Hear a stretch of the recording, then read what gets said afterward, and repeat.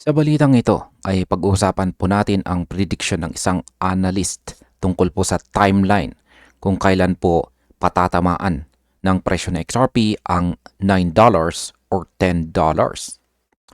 Yan, paano kung ang susunod na malaking galaw na XRP ay hindi pa nagsisimula pero nakaplano na sa chart?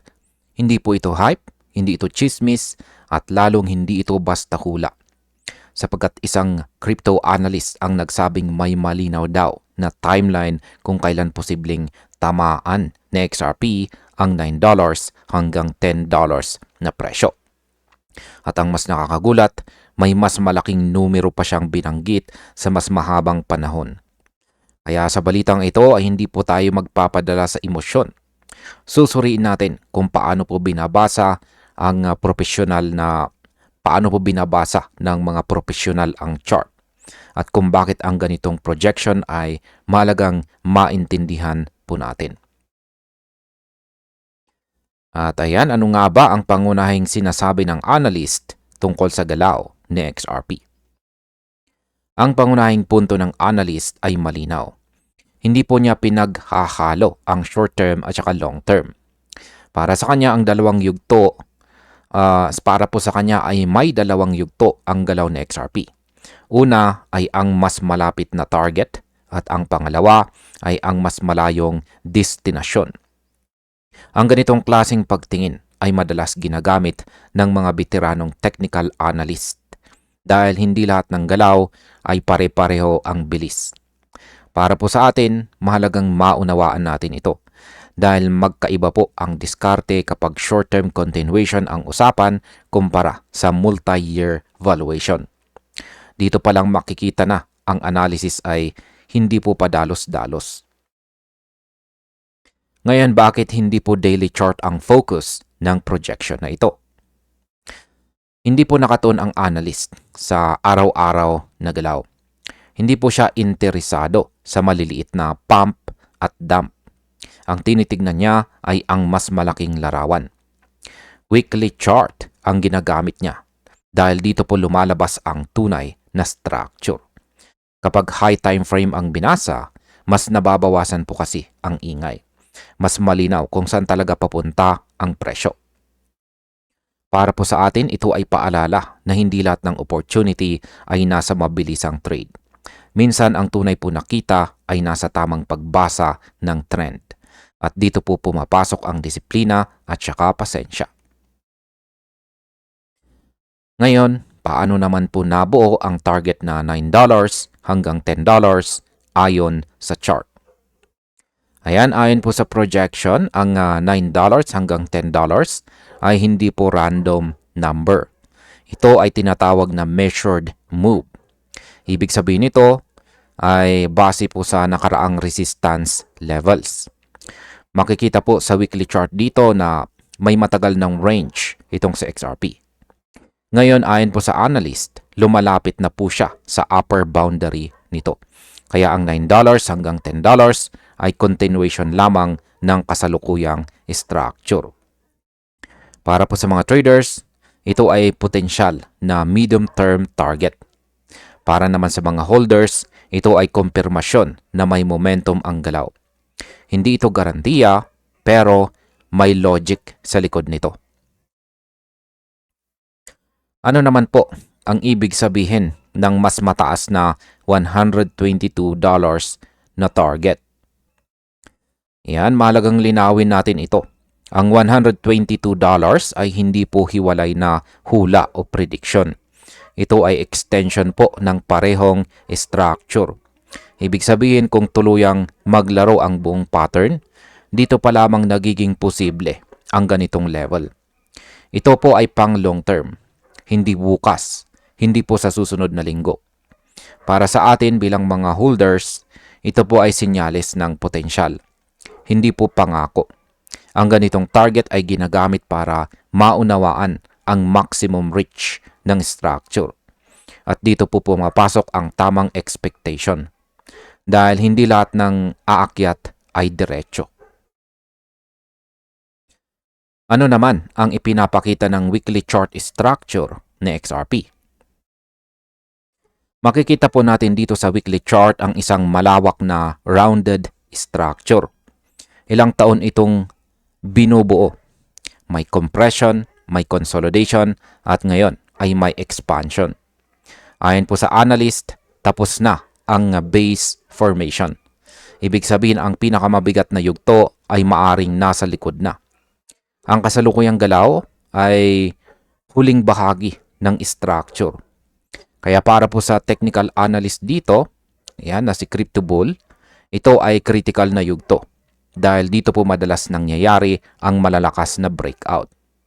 Para sa atin, ito po ay paalala na ang oras ay mahalagang bagay. Ngayon, bakit may pushback ang community sa timeline ng projection?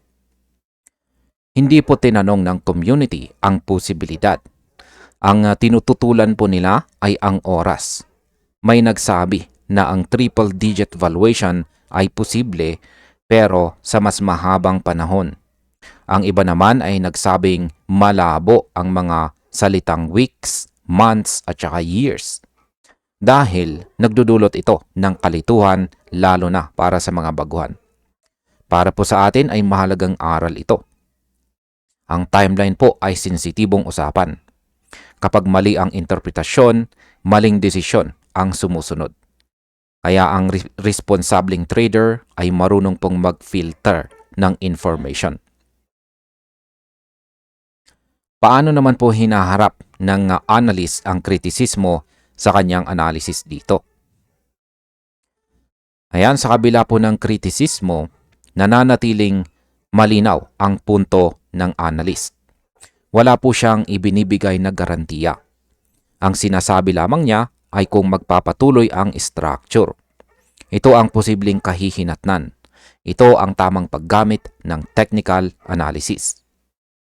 Hindi panghuhula, kundi probability. Kaya para sa atin mahalagang maunawaan po natin ito. Dahil ang market ay laging may risk. At kahit gaano po kaganda ang chart, may invalidation pa rin. Dito po pumapasok ang risk management. Ngayon, ang masasabi ko naman tungkol dito ay mahalaga po ang ganitong analysis.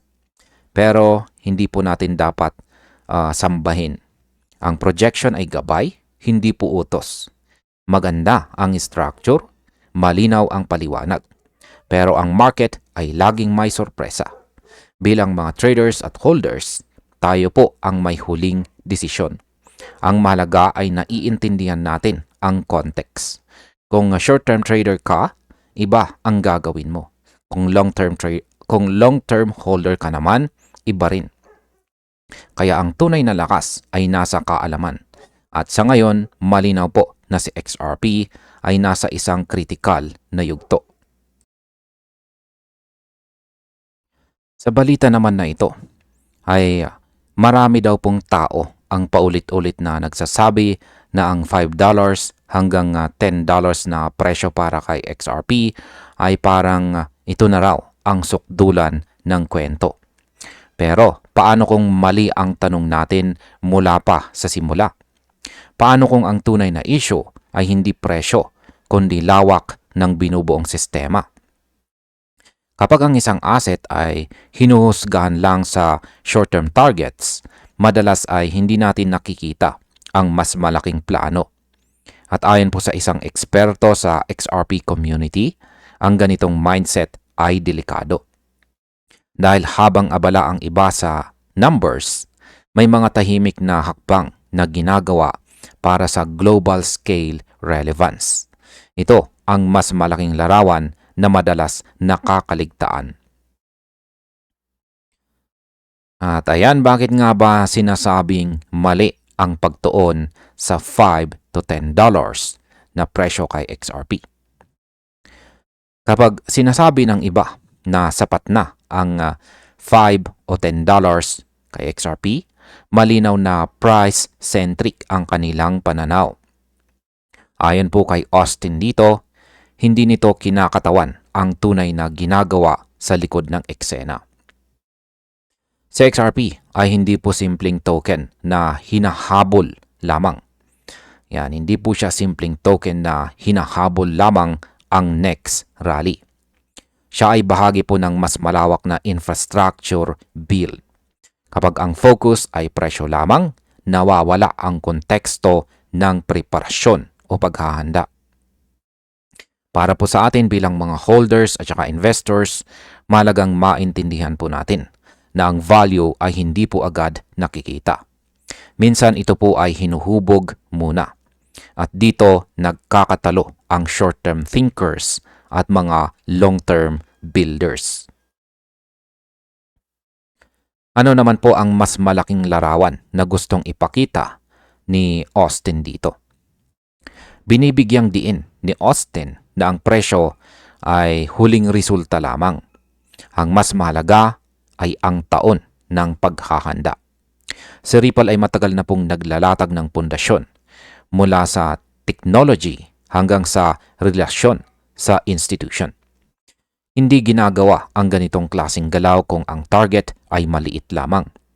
Ang structural preparation ay nangangahulugan po ng scalability, sustainability, at saka system level use. Para sa market, ito po ay sinyales na si XRP ay hindi po basta speculative play lamang. Siya ay inihahanda para sa mas seryosong papel. At kapag ang ganitong paghahanda ay natapos, dito pa lang nagiging malinaw ang tunay na value. Paano naman po ipinapakita ng Ripple ang long-term ambition nito? Ayon po sa paliwanag, ang mga hakbang ni Ripple ay hindi po pang short-term. May malinaw na direksyon, acquisition ng infrastructure, institutional partnerships, at saka global settlement positioning. Hindi ito ginagawa para sa maliit na tubo or kita. Ang ganitong uri ng investment ay nangangailangan po ng matinding resources. At malinaw na pananaw, ang malinaw po na pananaw para sa atin ay mahalagang basahin po natin ang galaw, hindi ang ingay. Kapag ang isang kumpanya ay gumagalaw na parang global financial player, hindi po makatwirang isipin na ang resulta ay simpleng price target lamang. Mas malaki po ang tinutumbok nito. Ngayon ay bakit po ba mahalaga ang regulatory clarity at saka banking license? Ang regulatory clarity ay hindi po ito biro. Hindi ito inaasikaso ng kumpanyang walang long-term plan. Dagdag pa rito ang pursuit ng full banking license. Ibig sabihin nito ay nais po ng Ripple na gumalaw sa loob ng global financial system. Legal, compliant, at saka scalable. Para kay XRP, mahalaga ito dahil siya ang pangunahing asset sa ecosystem. Kapag ang regulatory barriers ay bumaba, mas lumalawak po ang pwedeng galawan. At para sa atin, mas nagiging malinaw na ang value proposition ng XRP ay pang-institution, hindi lang pang-retail speculation. Ngayon, bakit may pagtutol ang community sa ugnayan ng Ripple at saka XRP? Hindi po lahat ay sang-ayon. May mga long-term holders na nagsasabing dapat ihiwalay si Ripple at saka si XRP. Ayon po sa kanila, ang corporate goals ay hindi po otomatikong nagpapataas ng value ng asset. May punto ito sa surface level. Dahil legal na magkaiba ang kumpanya at ang token. Ngunit ang debate ay mas malalim. Dahil sa aktual na operasyon, si XRP ang sentro ng ecosystem. Para sa atin, mahalagang timbangin ang argumentong ito ng hindi emosyonal. Dahil ang market ay hindi po umaandar sa opinyon lamang. Ano naman po ang mga kritisismong nagsasabing mas inuuna ni Ripple ang sarili nito? May mas matinding kritisismo na nagsasabing inuuna daw ni Ripple ang sariling produkto nito tulad ng RLUSD. May binabanggit pa na share buybacks imbis na XRP purchases. Sa pananaw na ito, ang paghawak po ng XRP ay hindi direktang exposure sa corporate value. Ito ang dahilan kung bakit may pagdududa ang ilan. Ngunit ang mahalagang tandaan na ang corporate growth at saka ecosystem growth ay maaring magkaiba po ang pacing. Hindi po sabay-sabay ang epekto. Kaya para sa atin ang tanong ay kung saan patungo ang ecosystem sa kabuuan, hindi lang ang headline decisions. Ngayon, paano naman po sinagot ni Austin ang mga batikos na ito? Diretsong tinanggihan po ni Austin ang mga paratang. Para sa kanya, hindi mapaghihiwalay ang long-term strategy ni Ripple at ang papel ni XRP. Ang asset ay core component, hindi po accessory. May mga commenter din na nagbigay ng balanced view. Sinasabi nila na pwedeng pagsabayin ang short-term profit at saka long-term belief. Hindi po ito contradiction. Iba-iba ang timeline ng bawat investor. Para sa atin, mahalagang maintindihan na ang market ay binubuo ng iba-ibang perspektibo. At ang ganitong usapan ay sinyalis po ng mature ecosystem. At ayan, ang masasabi ko naman tungkol dito ay ang usapan ay hindi lamang po tungkol sa presyo. Ito po ay tungkol sa interpretasyon ng direksyon. Ang ilan ay tumitingin po sa galaw ni Ripple bilang malinaw na signal. Ang iba naman ay mas maingat. Para sa akin, ang ganitong debate ay healthy dahil ipinapakita nito na ang XRP community ay nag-iisip ng malalim. Hindi lang basta hype-driven. Kaya bilang mga traders, holders at saka investors, tungkulin po nating unawain ang buong larawan. Dahil minsan ang pinakamalaking oportunidad ay nakatago sa maling tanong. Sa balitang ito ay meron pong isang pundit na nagsabing karamihan daw sa mga tao ay hindi handang marinig ang kanyang pahayag dito. Yan, particular po sa mga XRP holders. Kaya yan mga crypto, may katotohanan po sa crypto na masakit pakinggan at kadalasan ay iniiwasan ng karamihan. Ang pahayag na ito ay hindi po para sa mga naghahanap ng hype, kundi para sa mga handang umintindi ng mas malalim na realidad o katotohanan. Sapagkat isa pong crypto pundit ang nagsabi na maraming XRP investors ang hindi pa handang tanggapin ito. Hindi dahil mali sila, kundi dahil ang katotohanan ay hindi palaging exciting. Kaya sa balitang ito ay pag-uusapan po natin kung bakit ang tunay na value ng XRP ay hindi po nasusukat sa ingay, sa views, o sa trending narratives. Ito po ay tungkol sa tagal ng pananatili, tibay at kakayahang mabuhay sa ilalim ng matinding pressure. Ayan, bakit nga ba sinasabing hindi handa ang marami sa katotohanan tungkol kay XRP? Marami pong investors ang sanay sukatin ang relevance ng crypto base sa kung gaano kaingay sa social media. Pero dito po nagsisimula ang problema. Ayon po dito kay Pampius, ang market ay paulit-ulit na nahuhumaling sa bagong narratives bawat cycle. Samantalang sa XRP ay patuloy na lumalakas kahit hindi po siya ang sentro ng atensyon. Ito ay mahirap tanggapin para sa iba dahil mas madali paniwalaan ang hype kaysa sa tahimik na progreso. Para po sa atin bilang mga holders, ito ay paalala na ang tunay na lakas ay hindi po palaging viral. Minsan ito po ay steady, matibay at hindi naghahanap ng validation. Ngayon, bakit po ba mas mahalaga ang longevity kaysa short-term excitement? Sa crypto, madalas inuuna ang excitement bago ang sustainability. Pero ayon po kay Pampios, mali ang ganitong mindset. Ang tunay na sukatan ng relevance ay kung gaano katagal nananatiling gumagana ang isang network. Sa XRP ay hindi po umaasa sa trend-driven momentum. Sa halip ay pinapatunayan po niya ang sarili sa paglipas ng panahon. Para sa atin, mahalagang maintindihan ito dahil ang excitement ay mabilis mawala. Pero ang longevity ay produkto ng tunay na gamit, real-world exposure at saka consistent na operasyon. Ito po ang dahilan kung bakit sa XRP ay patuloy na narito kahit ilang beses nang binibilang na tapos na. Ano naman po ang ibig sabihin ng 10 taon ng exposure sa real-world finance?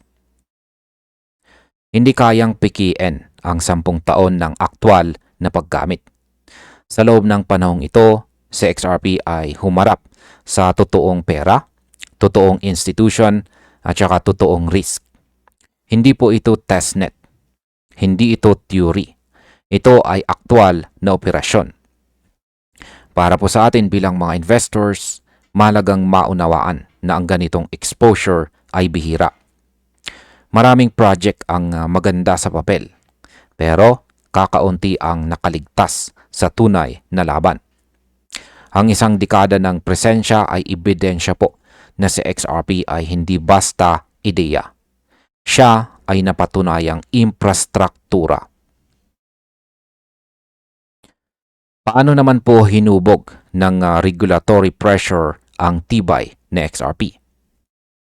Isa po sa pinakamabigat na pagsubok para sa kahit anumang crypto ay ang regulasyon. At dito po naiiba itong si XRP. Sa halip na umiwas, siya ay humarap. Gobyerno, bangko at institution ang tumingin sa kanya. Ito po ay pressure na hindi pa nararanasan ng karamihan ng bagong proyekto. Para sa atin ito ay mahalagang punto dahil ang regulasyon ay hindi po nawawala. Ang isang network na nakaligtas dito ay mas handa sa hinaharap. Sa XRP po ay hinubog ng scrutiny at ang resulta ay mas matibay na istruktura. Bakit naman po bumabagsak ang maraming hype projects sa ilalim ng stress? Sa bawat market cycle, may mga proyektong umaangat dahil lamang po sa hype. Pero kapag dumating po ang stress, bigla silang nawawala. Ayon po kay Pampios, dito po nasusubok ang tunay na kalidad. Ang mga proyektong hindi pa dumaan sa regulatory enforcement ay madaling masira. Samantalang si XRP ay ilang beses nang nasubok. Kaya para sa atin, ito po ay malinaw na leksyon. Ang hype ay hindi po proteksyon. Ang tunay na proteksyon ay ang karanasan at dito may lamang si XRP kumpara sa maraming bagong pangalan sa market. Paano naman po nagpatuloy si XRP sa pag-build habang ang iba ay bumibitaw?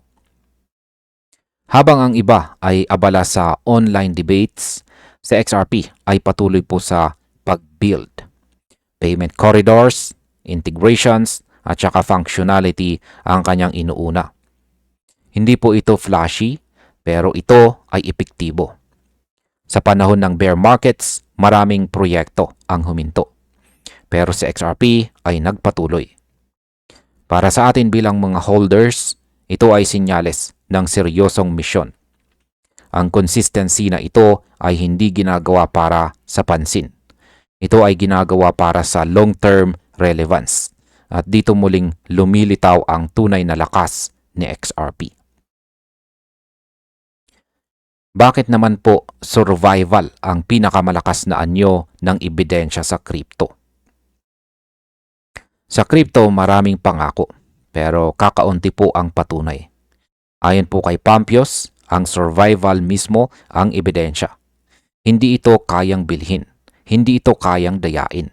Ito ay resulta ng tamang disenyo, tamang gamit at saka tamang desisyon. Para sa atin, mahalagang baguhin ang pananaw. Hindi po sapat ang white paper o roadmap. Ang mahalaga ay kung sino ang nananatiling gumagana kapag mahirap na. At si XRP ay patuloy na nakatayo sa gitna ng unos. Ngayon, ang masasabi ko naman po rito ay hindi lahat ng katotohanan ay agad nakikita. Minsan, kailangan po ng panahon. Bilang mga XRP investors, mahalagang maging mapagmasid. Hindi padalos-dalos. Ang sinabi ni Pampios ay hindi po pananakot. Ito ay paalala. Paalala po na ang tunay na value ay lumilitaw sa tibay. Kung handa po tayong tanggapin ito, mas magiging malinaw kung bakit sa XRP ay patuloy na mahalaga. Kahit hindi po siya ang pinakamalakas ang boses sa silid.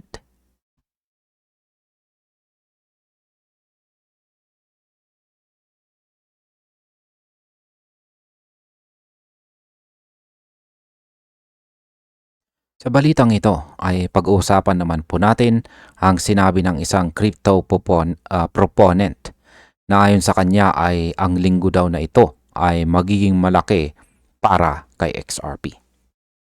Ayan, paano kung sabihin ko sa inyo na ang isang linggo ay maaring magbago ng takbo ng XRP nang hindi pa gumagalaw ng malaki ang presyo? Hindi po ito galing sa chismis.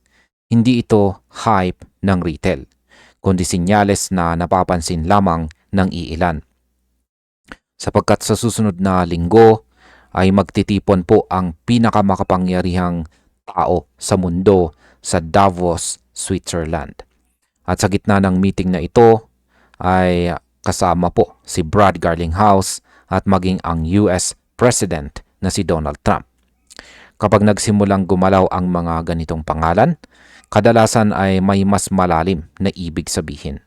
At ito ang dahilan kung bakit sinasabi ng crypto proponents na maaring malaki ang mangyari kay XRP ngayong linggo.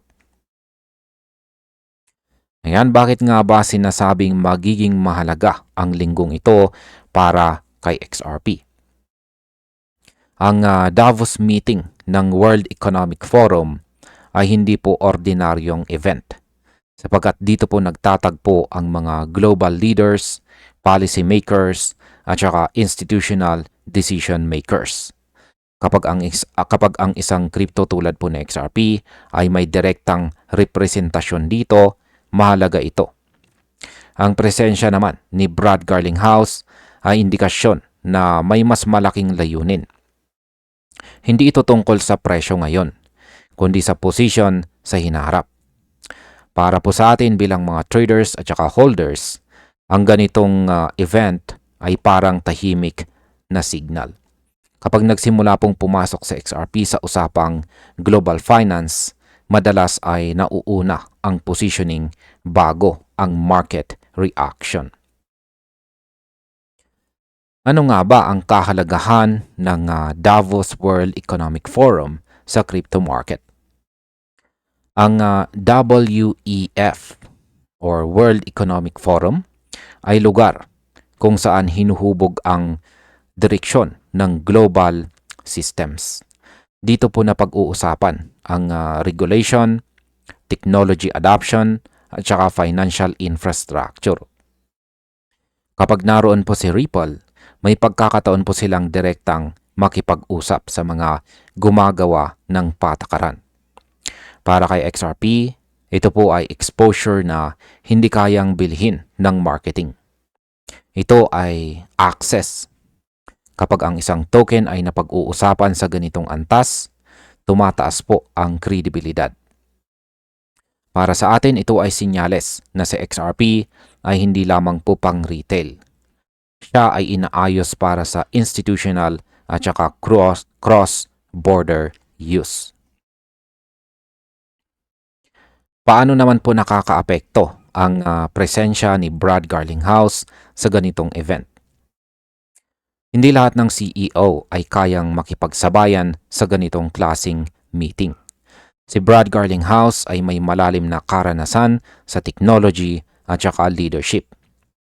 Mula po sa Yahoo, AOL hanggang sa pamumuno sa Ripple. Siya ang humawak kay XRP sa pinakamahirap na yugto ng regulation. At dahil dito, ang kanyang presensya ay may bigat. Kapag siya ay nasa Davos, hindi lang po siya nakikinig. Siya ay nakikipag-negotiate. Para sa atin, ang ganito pong leader ay nagbibigay ng kumpiyansa na may malinaw na direksyon itong si XRP. Bakit po ba mahalaga ang relasyon ni Garlinghouse at Trump sa usapang XRP? Ang familiarity ay mahalaga po sa high-level discussions. Kapag may existing na pagkakakilala, mas nagiging bukas ang pag-uusap. Ang presensya po ng US President sa parehong event ay hindi ordinaryo. Para kay XRP, ito po ay potensyal na pagkakataon. Hindi ito ibig sabihing may agarang announcement, pero ito ay sinyalis ng access sa power. Para sa market, ang ganitong koneksyon ay madalas nauuna bago ang policy shift. At kapag nagbago po ang policy, malaki ang epekto nito sa adoption. Ano naman ang posibleng oportunidad para kay XRP sa WEF discussions? Ayan, ang WEF ay madalas pong nagsisimula ang pilot programs. Ayan, dito po madalas nagsisimula ang mga pilot programs. Cross-border payments, financial infrastructure, at saka mga digital asset integration. Si XRP ay matagal nang nakaposisyon para dito. Kapag ang tamang tao ang nakausap, mabilis ang galaw. Para sa atin, ang partnerships ay hindi lamang po balita. Ito ay demand driver. Kapag may institutional use case, tumitibay ang narrative. At kapag tumitibay ang narrative, sumusunod ang market confidence. Ito ang klase ng galaw na hindi agad nararamdaman. Pero malaki ang epekto sa long term. Ngayon ay bakit naman sinasabing nasa favorabling position ngayon itong si XRP? Matapos po ang mahabang legal battle, itong si XRP ay meron po siyang mas malinaw na regulatory standing. Ito ay malaking kalamangan. Maraming crypto ang wala pa nito.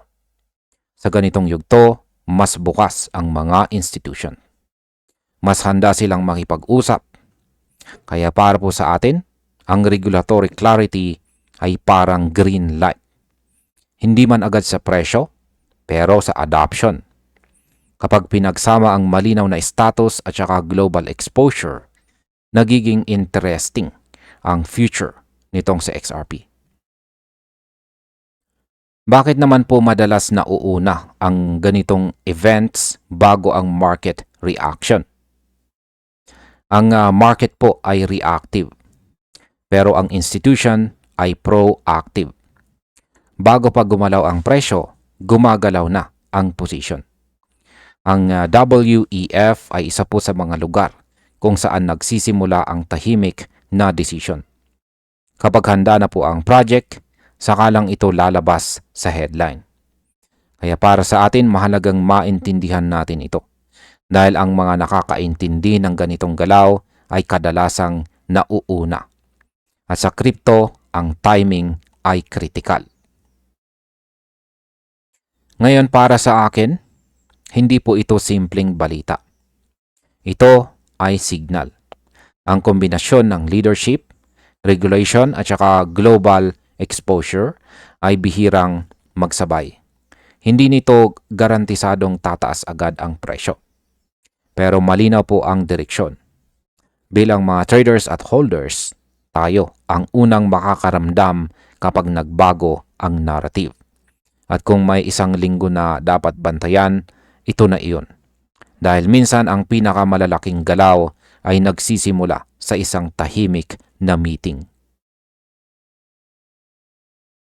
Sa balita naman na ito ay pag-uusapan po natin ang simpleng paliwanag ng Evernorth tungkol sa institutional access kay XRP. Yan, paano kung ang susunod na malaking galaw na XRP ay hindi po manggagaling sa biglaang price pump kundi sa isang tahimik pero napakalakas na institutional move. Sa gitna ng ingay ng market at araw-araw na speculation, may isang balita na halos hindi po pinapansin ng marami pero posibleng magbago ng laro. Ang Evernorth ay naghahanda po para sa isang public listing at ang kanyang layunin ay gawing mas simple ang institutional access kay XRP. Hindi po ito hype story. Ito ay structural shift. At kapag ang institution ay naghanap ng mas madali, mas ligtas at saka regulated na daan papasok kay XRP, tayong lahat ang direktang naaapektuhan dito. Ayan, bakit nga ba mahalaga ang plano ng Evernorth na gawing simple ang institutional access kay XRP? Ang Evernorth ay hindi po basta treasury company. Ang malinaw po niyang layunin ay gawing mas madali ang exposure ng institution kay XRP. Sa halip na dumaan sa komplikadong proseso ng direct token ownership, gusto po niyang gamitin ang public equity bilang tulay. Ibig sabihin, imbis na bumili ng XRP ng direkta, bibili po ng shares ng Evernorth. Sa ganitong paraan, naaalis po ang takot sa custody issues at saka compliance risk. Para sa atin bilang mga investors at saka holders, ito ay sinyales na si XRP ay papasok sa mas traditional na financial structure. At kapag naging pamilyar ang produkto sa institution, mas lumalawak ang demand base. Paano naman po nakakatulong ang regulatory clarity sa desisyon ng Evernorth na mag-expand? Ang regulasyon ang isa sa pinakamalaking hadlang sa institutional crypto adoption. Kapag malabo ang rules, nag-aalangan ang malalaking pondo. Ayon po sa Evernorth, ang unti-unting paglilinaw ng regulasyon, lalo na sa US, ay nagbibigay ng tamang timing. Ito ang dahilan kung bakit agresibo ang kanilang expansion plan. Kapag malinaw ang legal framework, mas nagiging komportable ang institution. Para kay XRP, mahalaga ito dahil matagal na siyang konektado sa regulatory discussion. Kapag ang kumpiyansa ng institution ay tumaas, ang kapital ay kusang sumusunod. Ano naman ang operational problems na sinusolusyonan ng Evernorth para sa mga institutions? Maraming institution ang gustong pumasok sa crypto, pero ayaw ng sakit ng ulo. Sapagkat nandyan po ang wallet management, private keys, at saka security risk na malaking hadlang. Ang Evernorth ang gustong sumalo ng lahat ng ito. Siya ang bahala sa custody, regulatory compliance at saka asset security. Para sa mga institution, parang bumili lang sila ng regular stock. Walang kailangang araling technical. Walang kailangang baguhing sistema. Kaya para sa atin, ang ibig sabihin po nito ay mas maraming institution ang kayang pumasok kay XRP. At kapag bumaba ang entry barrier, mas bumibilis ang adoption. Ngayon, bakit po ba ginagamit ang public listing bilang gateway sa XRP exposure? Sa interview sa Nasdaq market site, ipinaliwanag po ni Ahish Birla kung bakit public listing ang piniling daan. Para sa maraming institution, mas komportable sila sa public equity. Kilala nila ang rules. kilala nila ang structure. Sa halip na humawak ng token, bibili sila ng shares.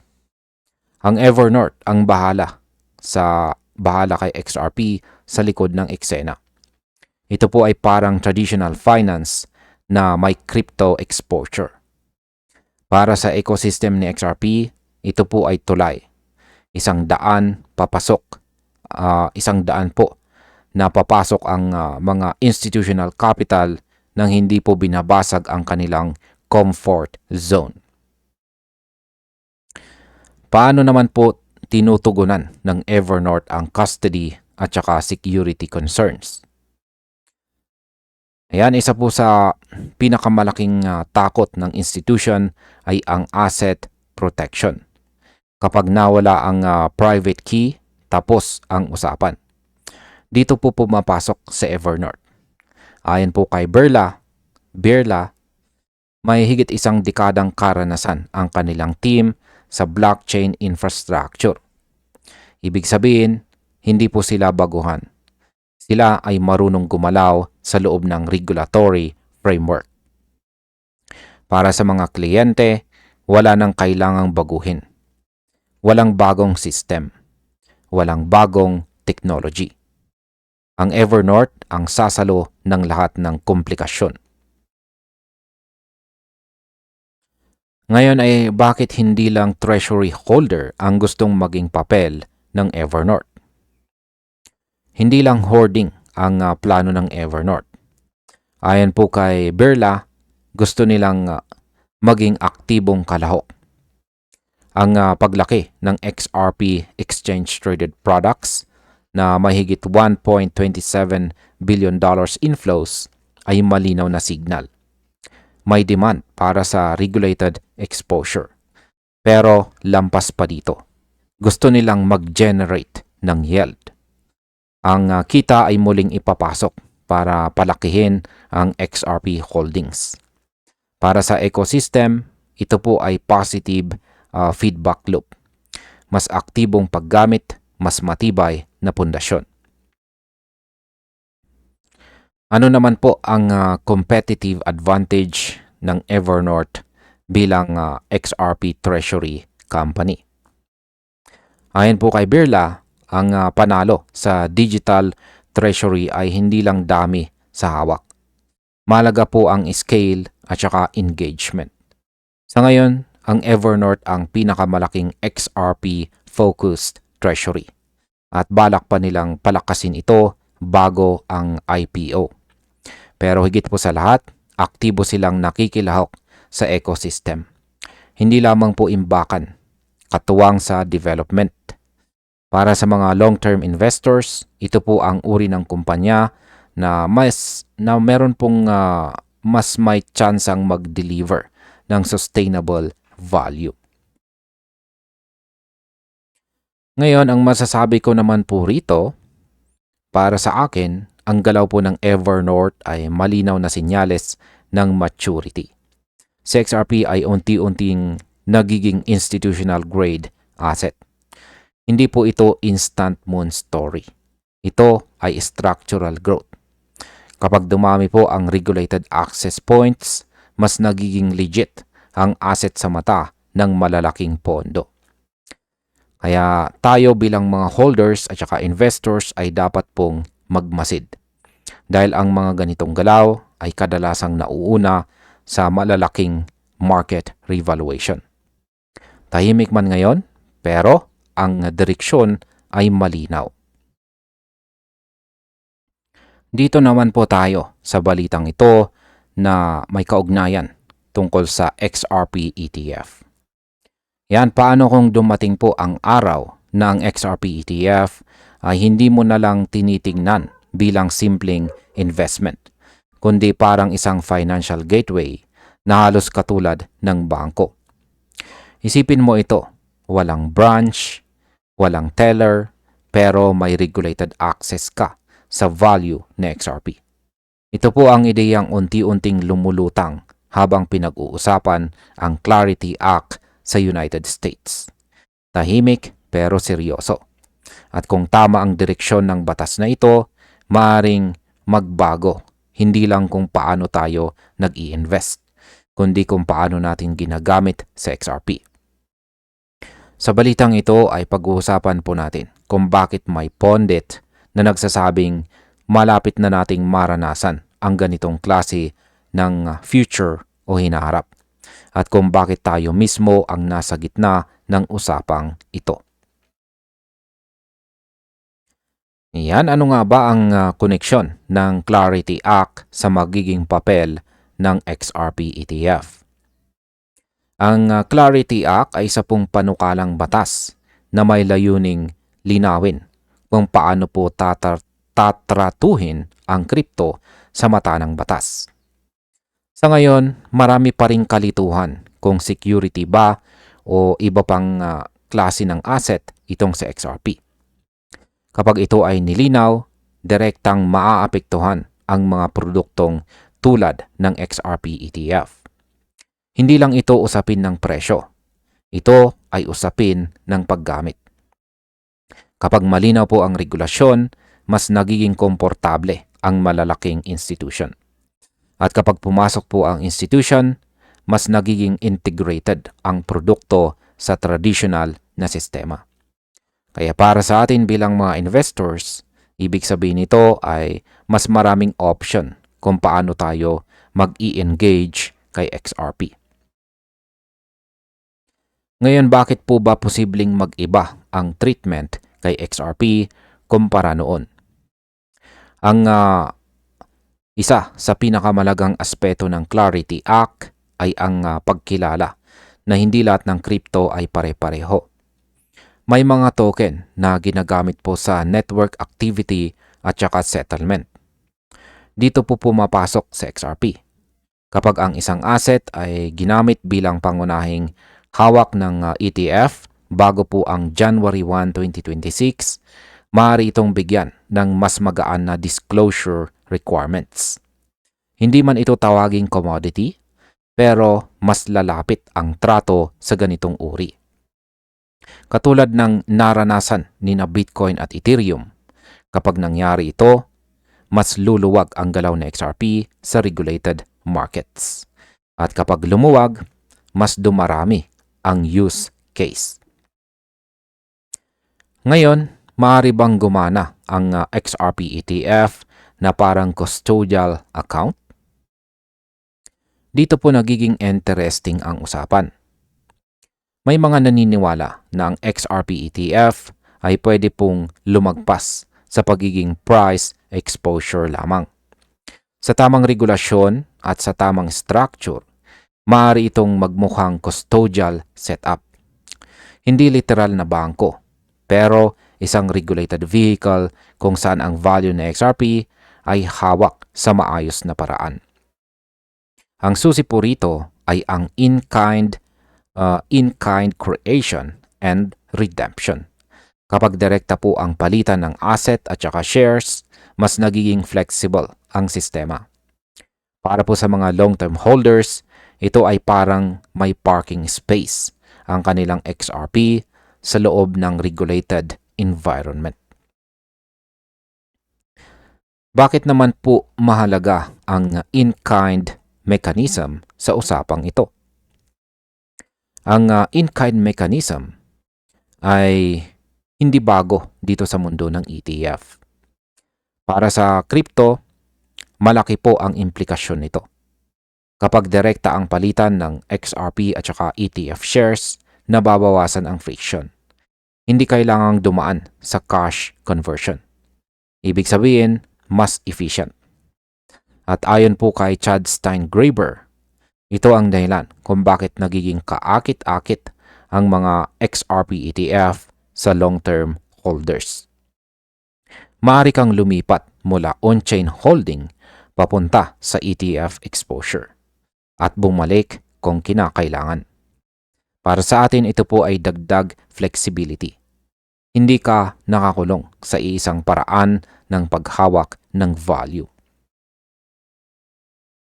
Paano naman po nito hinihikayat ang mas malawak na participation? Maraming investors ang gusto ng XRP, pero natatakot sa regulatory risk. Sa kabilang banda, mas gusto rin ng self-custody pero ayaw ng third party. Ang ideya ng ETF na may malinaw na regulasyon ay parang tulay. Maaari kang pumasok sa ecosystem nang hindi lubusang lumalabas sa tradisyonal na proteksyon. Para sa mas conservative na participants, ito po ay malaking bagay. Kapag dumami ang mga participants, tumataas ang liquidity. Kapag tumataas ang liquidity, mas nagiging stable ang market behavior. At tayo pong lahat nakasali sa market ang siyang nakikinabang. Ano naman ang mga limitasyon kung bakit hindi pa rin ito tunay na bangko? Mahalagang maging malinaw. Ang ETF ay hindi po bangko. Hindi ka pwedeng mag-deposit ng XRP direkta bilang retail investor. Authorized participants lamang po ang may access sa in-kind creation. Wala ring insured deposits. Walang credit services. Walang daily transaction features. Kaya kahit regulated po ang exposure, limitado pa rin ang functionality. May usapin din ng buwis o tax. Ang paglipat ng asset papunta sa ETF ay maaari pong mag-trigger ng capital gains. Kaya para sa atin, mahalagang timbangin ang benepisyo at ang risk. Ngayon, bakit po ba mahalaga ang $1.37 billion inflows sa mga XRP ETF? Ang ganitong halaga ay hindi po aksidente. Ipinapakita nito na may tunay na demand. Hindi lang mula sa retail, kundi pati sa institutional side. Simula nang i-launch ang XRP ETF noong November 2025, tuloy-tuloy ang interes. Ang inflows ay indikasyon ng tiwala. At kapag may tiwala, mas nagiging seryoso ang usapan sa regulasyon. Ito ang dahilan kung bakit nakatutok ang market sa Clarity Act.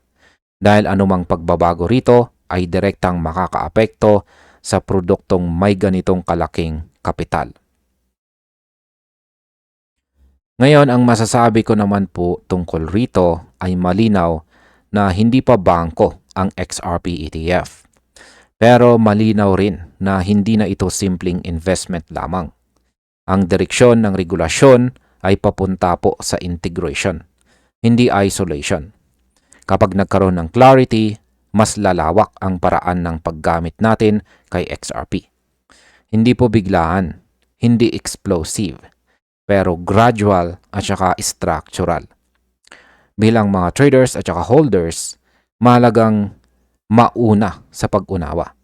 Dahil ang mga nakakaintindi ng structure bago ang hype, sila ang kadalasang mas handa kapag nagbago ang market. Sa balitang ito ay meron daw pong rumor o chismis na gagamitin daw ni Elon Musk ang XRP at saka RLUSD para sa X payment system. Ayan, isipin mo ito. Habang abala ang karamihan sa crypto market sa short-term price action at saka daily noise, may isang pangalang kayang baguhin ang buong takbo ng usapan sa isang iglap. Yan po, si Elon Musk. Isang tweet, isang video, o isang pahayag lang mula sa kanya ay sapat na para gumalaw ang buong industriya. Ngayon may kumakalat na usap-usapan na sa X ay hindi na lang ito social media. Ayan, ang X ay hindi na lamang ito isang ordinaryong social media lamang, kundi isang global financial system na. At sa likod ng bulong-bulungan na ito, dalawang pangalan ang paulit-ulit na lumilitaw. At yan po ay si XRP at si RLUSD. Hindi pa ito kumpirmado, pero sapat na ang mga pahiwatig para magtanong tayo. Nasa harap ba tayo ng isa na namang tahimik na revolusyon sa payments? Ayan, ano nga ba ang pinanggagalingan ng chismis tungkol sa XRP at saka RLUSD sa X payments? Nagsimula po ang lahat sa patuloy na pagbabago ng X mula sa simpleng social media patungo sa mas malawak na financial system. Kapag ang isang vision ay kasing laki ng kay Elon Musk, natural lang na suriin ng market ang bawat galaw niya. Ang chismis ay hindi po basta haka-haka lamang. Ito ay bunga ng obserbasyon. Nakikita natin na ang X ay unti-unting nagdadagdag ng payment features, banking style services, at saka real-time value transfer. Kapag pinagsama-sama mo ang mga pirasong ito, nagmumukhang malinaw ang direksyon. At dito po pumapasok ang tanong. Anong technology ang kayang magsuporta sa ganitong kalaking sistema? Bakit nga ba naging mahalaga ang video clip na ibinahagi rito ni Jack the Rippler? Ayan po. Ang video clip na ito ang nagbigay ng gasolina sa usapan. Sa video, malinaw po na sinasabi ni Elon Musk dito na nakikita niya ang X bilang isa sa pinakamalalaking financial systems sa mundo. Hindi po ito simpleng bangko. Isa itong real-time database para sa pera. Kakaunti ang fraud, mabilis ang galaw, at lahat ng financial activity ay nasa iisang lugar. Kapag narinig po ito ng crypto market, automatic na naghahanap ng posibleng infrastructure. At dito po nagsimulang iugnay ng marami ang XRP at saka RLUSD. Hindi dahil binanggit sila, kundi dahil swak sila sa description. Ngayon, paano po inilalarawan ni Elon Musk ang magiging financial system ng X? Malagang intindihin kung anong klaseng sistema ang nasa isip ni Musk. Hindi ito mabagal. Hindi ito puno ng middlemen. Ang gusto po niya ay instant settlement, real-time finality, at saka mataas na efficiency. Sa traditional na sistema, maraming layers ang dumadaan bago matapos ang isang transaction.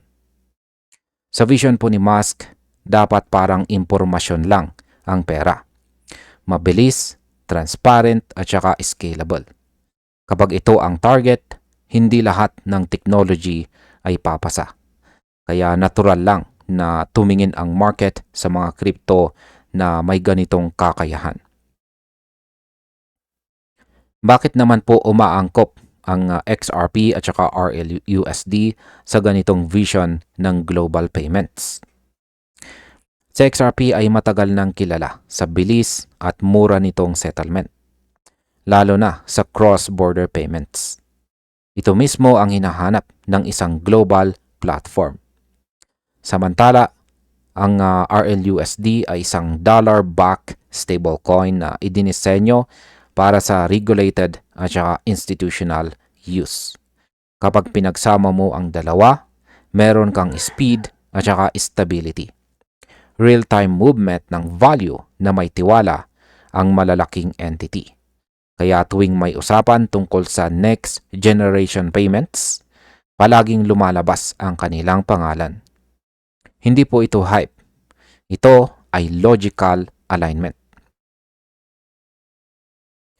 Ano naman po ang malinaw na kumpirmado at ano ang nananatiling haka-haka lamang? Dito po tayo dapat maging maingat. Sa ngayon walang opisyal na pahayag mula kay Elon Musk, mula sa X o mula sa Ripple.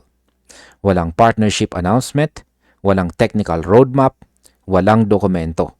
Ang lahat ay nasa antas pa lamang ng speculation. Ang mga pahayag po ni Musk ay malawak at saka visionary. Pero hindi po siya nagbanggit ng kahit anong crypto. Mahalaga ito para sa atin bilang mga traders at saka holders dahil ang chismis ay hindi po katumbas ng katotohanan. Bakit po ba mahalagang ihiwalay ang vision sa beripikadong impormasyon? Marami pong teknolohiya ang maaring umangkop sa isang vision. Pero hindi ibig sabihin ay sila na ang pipiliin. Ang XRP at RLUSD ay suwak po sa pangangailangan ng real-time payments. Pero hanggang walang kumpirmasyon, hindi po ito adoption. Bilang market participants, tungkulin nating ihiwalay ang excitement sa facts. Dahil kapag pinagsama ang dalawa, nagkakaroon ng maling expectations. Ang tamang pag-unawa ay nagbibigay po ng tamang desisyon. Hindi emosyon, kundi analysis. Ngayon, bakit patuloy pa ring binabantayan ng market ang posibilidad na ito? Kahit walang kumpirmasyon, hindi pa rin basta binabaliwala ng market ang ganitong usapan. Dahil kilala si Elon Musk sa biglaang pagbabago ng direksyon, ang anticipation ay galing sa history. Kapag may ganitong klaseng vision, kadalasan ay may kasunod na aksyon. Hindi agad, pero may direksyon. Kaya marami pong investors ang nagmamasid lamang. Hindi umaasa, hindi rin umaalis. Nakaabang. Dahil kapag may kumpirmasyon, mabilis gumalaw ang market. Ang masasabi ko naman tungkol dito ay para sa akin ang balitang ito ay dapat ituring bilang signal. Hindi po ito garantiya. Ipinapakita nito kung saan papunta ang mundo ng payments, real-time, digital at saka global. Kung sa XRP at RLUSD man ay mapili o hindi, malinaw na ang ganitong uri ng technology ang hinahanap. Bilang mga traders at holders, hindi po tayo dapat magpadala sa hype. Pero hindi rin dapat maging bulag sa direksyon. Dahil minsan ang malalaking pagbabago ay nagsisimula po sa chismis at nagtatapos sa realidad o katotohanan. At hanggang dito na lamang po tayo sa video na ito mga ka-crypto. Maraming salamat sa panonood.